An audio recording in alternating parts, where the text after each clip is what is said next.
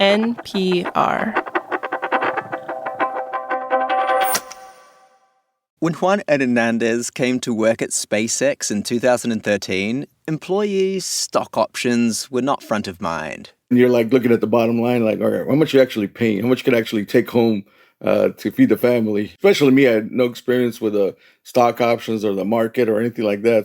Eventually, Juan started to learn that shares in SpaceX were growing and growing in value. You would go on your little webpage and they would show the value kind of going up, and then you get the emails. You're like, this is interesting. This is starting to be worth something. Tech firms aren't the only businesses that give their employees shares of the company. In fact, sailors hunting whales hundreds of years ago would often get paid a share of the profit. But startups giving all employees stock options is a particularly Californian model that might explain why the state is a tech hub. This is The Indicator from Planet Money. I'm Darian Woods. And I'm Waylon Wong. Today on the show, why do Californian tech companies love to give their employees stock options? We learn what they are, why they might be the secret ingredient to Silicon Valley, and how they've changed Juan's life. It's a year of paydays for tech employees. SpaceX put shares of its company public mid-June. Also, Anthropic and OpenAI have announced they've filed paperwork to possibly do the same too. All three companies give their employees rights to buy shares of the company as part of their pay package. And when the companies go public, it becomes a lot easier for those workers to cash out those shares. We met one of them, Juan Hernandez. Juan was born in Mexico and raised in California. He started off working in warehouses and restaurants before moving into office work in an aerospace company. But he kept hearing about another company on the other side of town. They were marketing themselves as like, we hire the best of the best. And, I've always been kind of competitive in what I do. To me, it was just kind of like, all right, I want to work where they say the best of the best work. That company was SpaceX. And I decided to put my name in the hat. Juan says because he didn't have a college degree, he didn't have a lot of leverage. Fortunately, I was hired. Juan became a scheduler in SpaceX's engine factory. I had a team under me that we would schedule, make sure that we hit our launch dates and commitments. You were responsible for making sure everybody's on target, which, coming from Elon Musk, who is like a known taskmaster, that must have been a lot of pressure. Yeah, there was a lot of pressure, but he took care of us. But yeah, he was a very demanding guy. And so, we had skin in the game, so we wanted to execute. The team had skin in the game because they had options to buy SpaceX stock. Aoife Taran is a professor at Israel's University of Haifa, specializing in startup corporate law. They are not just workers receiving wages, they are partial owners of the firm. And that ownership interest gives them a reason and an incentive to invest their time, their knowledge, their effort in building the firm. Ifat says that retaining workers is particularly important for tech companies and their investors. They want the talent to stay around. You're basically investing in people, in ideas, in what they have in their heads. So you really need to work hard to make sure that you're not just creating an empty shell and the most important asset eventually walks out of the door. Now, the way employees get ownership varies between companies, and there have been different types within SpaceX over the years, too. But a basic employee stock option situation goes like this. At certain dates, a company gives you special contracts, stock options. Those contracts are the opportunity to buy shares in the company at the current price. Yeah, so they're not giving you the shares themselves, they're giving you the right to buy at that price. Exactly. So let's say you have the right to buy SpaceX shares at $1 a share.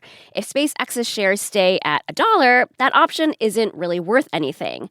But if the company rises in value a few years later, then that option can become very valuable. Let's say the share price goes to $100 a share. You can still pay the price of that original $1, which is now worth $100. So a pretty good deal. A very good deal. Yeah, but it's worth noting that when you exercise that option, you likely have to pay taxes on that $99 gain. And when the company's private, there are limited opportunities to actually sell some of those SpaceX shares to fund that. Plus, there's often restrictions on how long you need to work at the company before you can actually get those stock options. And the options have expiration dates, say 10 years. So if you don't actually buy stock with that option, then its value goes to zero. That timeline is even faster if you leave the company. Once you leave, you have only 3 months to decide whether or not to exercise the option. And that would involve out of my pocket costs and maybe alternative minimum tax. This is roughly the problem Juan Hernandez faced after 6 years working for SpaceX. Unfortunately, at 2019, I got laid off. In Juan's case, he hadn't bought any SpaceX shares while he'd been working there.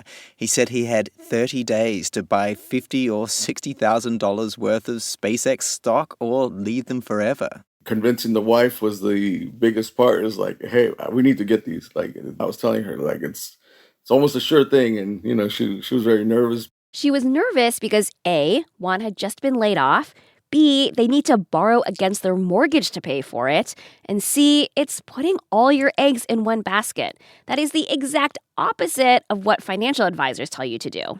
She said, like, you're putting the house up. We don't even own this house. Like, this is our only thing that we can leave behind at the time. And, I was able to convince her, and we got to a point where she's like, okay, I believe in it. Let's do it.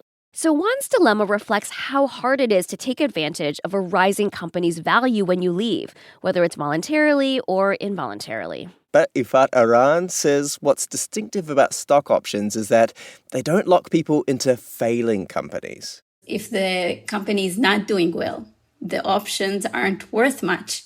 So employees actually have an incentive to seek a better opportunity elsewhere. Ifat says this is a huge part of why Silicon Valley became such a success. And yes, we know SpaceX started in LA and is now headquartered in Texas, but Elon Musk really is a product of Silicon Valley. Anyway, 100 years ago, there was no particular reason why California would dominate as a center for tech. Bell Labs in New Jersey had extraordinary scientific talent. Boston was another contender. They had MIT engineers and defense funding and major technology companies. In those places, workers could be subject to non-compete clauses. And this is an important point. A non-compete clause says you can't work for companies for a time after you leave. That's a strong way for a business to keep staff working for them. Yeah, if they want to keep the same line of work in the same region, they're basically stuck. But California doesn't allow non-compete clauses. So with roots going back to the 1950s, tech companies would do something else to keep their talent. They started to give ordinary employees more of a share in their startups.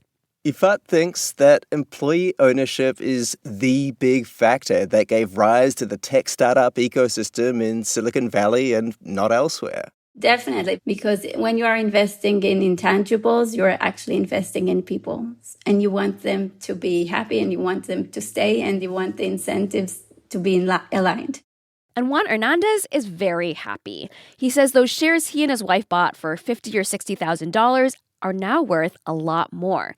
He wouldn't say the exact amount, and if you've been following the markets, you'll know SpaceX stock has been erratic to say the least. But he says it's between $1 and $5 million, if not more. I was an immigrant, and she kind of grew up in LA, not the best circumstances. So, feel blessed that we kind of got in a situation where we can, now put generational wealth in our family and set up our kids to have the advantages that we didn't have. Kind of the American dream. Textbook American dream, honestly. If I delivered this to Hollywood as a script, they'd say, no, go back to the drawing board. Yeah, this is too textbook. They would say, this is too on the nose. This episode was produced by Cooper Katz-McKim and Emma Ferrara, who also fact-checked. It was engineered by Maggie Luthar. Kate Cannon edits the show, and The Indicator is a production of NPR. Once upon a time, there was a listener who just couldn't get enough of The Indicator from Planet Money. Who was it? Rumpelstiltskin? This listener tuned in all the time but thought, what if there was more? But Rumpelstiltskin would be in luck because The Indicator has a brand new newsletter. That's right. We talk about what we think matters in the news that week. We answer your listener questions and talk about all the crazy gags we get up to. It comes out Friday mornings. Sign up now at npr.org/indicator newsletter.